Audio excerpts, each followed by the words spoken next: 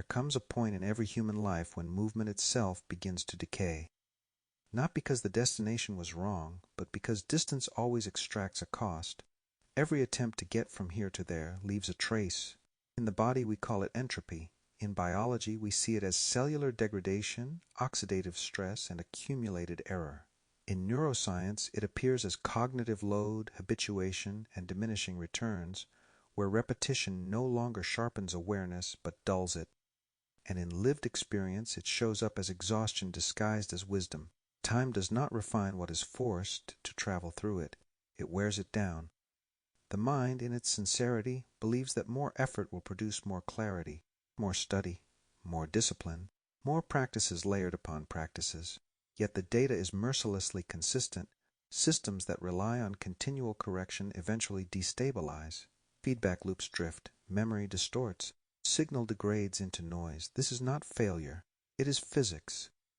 Until death, there's no start names the moment when the human realizes that accumulation is not growth and striving is not life.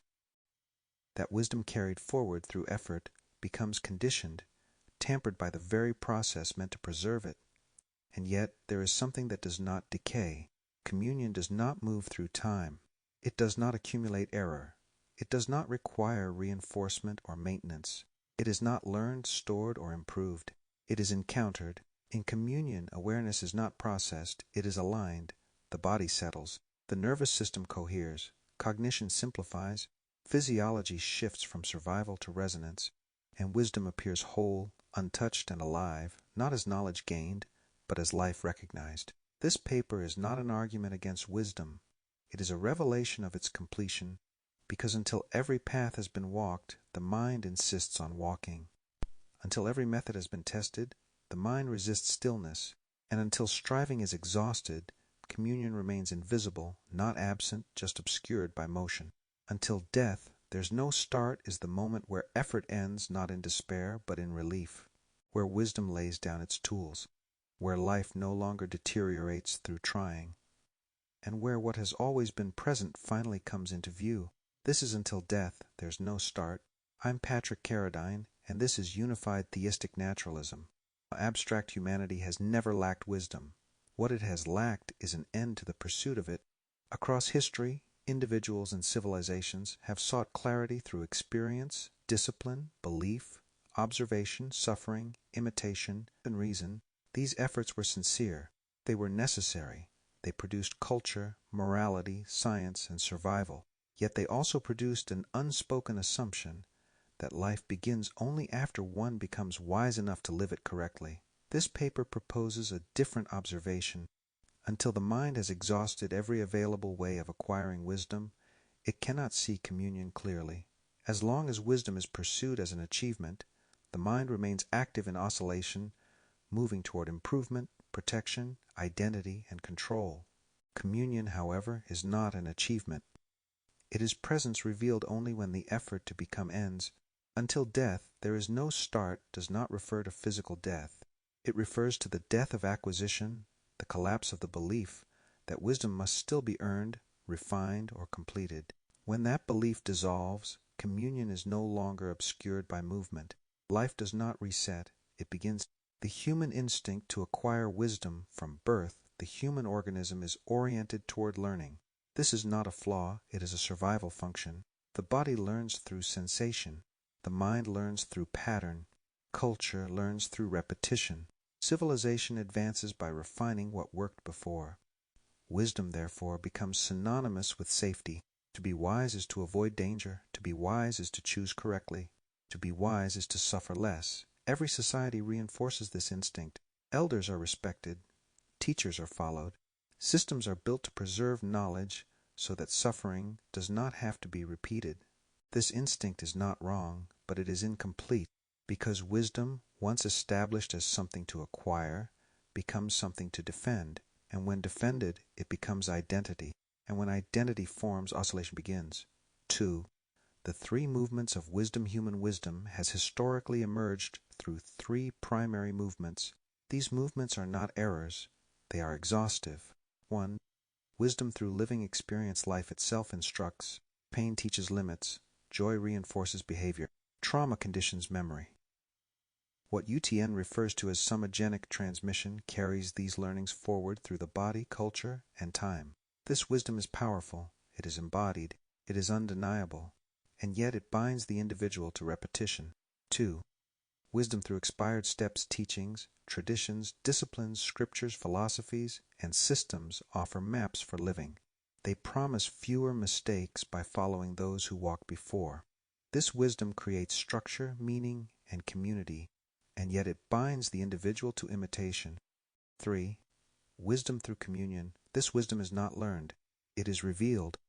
It does not arrive through effort, but through resonance. It cannot be passed down intact because it is not informational. This wisdom is silent, and for that reason it is the last to be trusted. 3. Why the mind resists communion. The mind resists communion not because communion is false, but because it appears useless. Communion offers no method, no hierarchy, no measurable progress, no badge of understanding. To the mind, this feels irresponsible. If wisdom is no longer being acquired, how will suffering be avoided? If insight is no longer pursued, how will mistakes be prevented? If improvement stops, what keeps chaos away?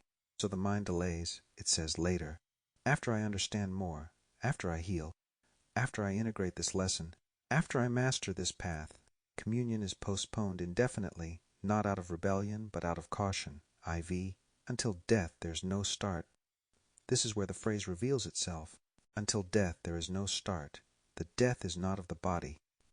It is the death of the belief that something more must still be acquired before life can begin.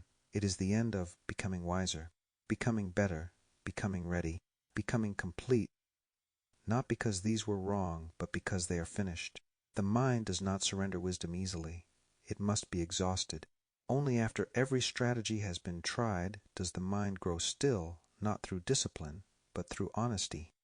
And in that stillness, communion is no longer hidden by motion. V-communion is not a replacement for wisdom. Communion does not invalidate wisdom. It dissolves the need to pursue it. Wisdom continues to function. Memory remains. Skill remains. Knowledge remains. But none of it occupies center frame. Action arises not from calculation, but from alignment. Movement occurs without resistance. Life unfolds without negotiation. This is not enlightenment. It is not awakening. It is not transcendence. It is presence unobstructed. Conclusion. The human journey was never a mistake. Every path of wisdom was necessary. Every effort mattered. But no effort can reveal what does not arrive through effort. Until death, there is no start, because as long as the mind is still reaching, it cannot rest. And as long as it cannot rest, it cannot see. Communion does not arrive when wisdom is perfected. It appears when wisdom is no longer needed to justify being alive. This is not an ending. It is not a reward. It is simply the moment life begins without delay. Reflective questions. 1. Which form of wisdom have I trusted most, and how has it shaped my sense of safety? 2. Where do I still believe I must become wiser before I can live fully? 3. How has effort disguised itself as responsibility in my life? 4. What fear arises when I imagine no longer striving to improve myself? 5. Have I experienced moments of clarity that felt too simple to trust? 6. In what ways has wisdom become part of my identity? 7. What remains when the pursuit of wisdom rests? Canonical reference block Principia Communio, Axioms and Laws of Unified Theistic Naturalism DOI. All axioms, laws, and living equations cited are drawn directly from Principia Communio, which defines the canonical framework of unified theistic naturalism. And now notice what has happened. Nothing was demanded of you. Nothing was taken away. Nothing needed to be fixed. You did not arrive here by effort. You arrived here because effort finally grew tired. Until death, there's no start was never about endings. It was about what obscures beginnings. It was about how trying, time, and becoming slowly wear down what is already whole.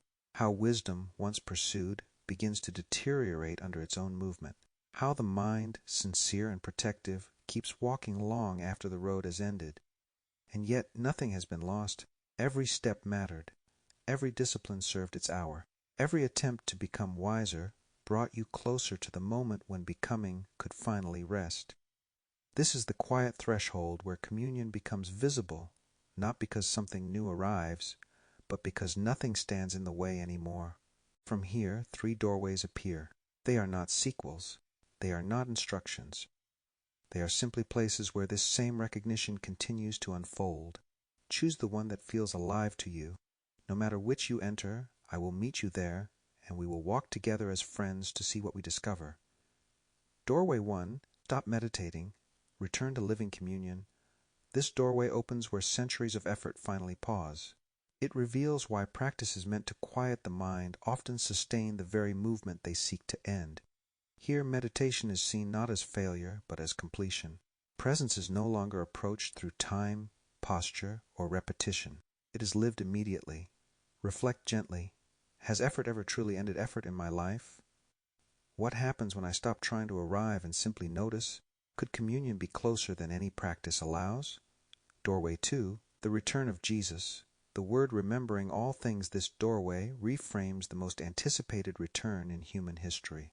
Not as a figure descending from the sky, but as remembrance awakening within flesh.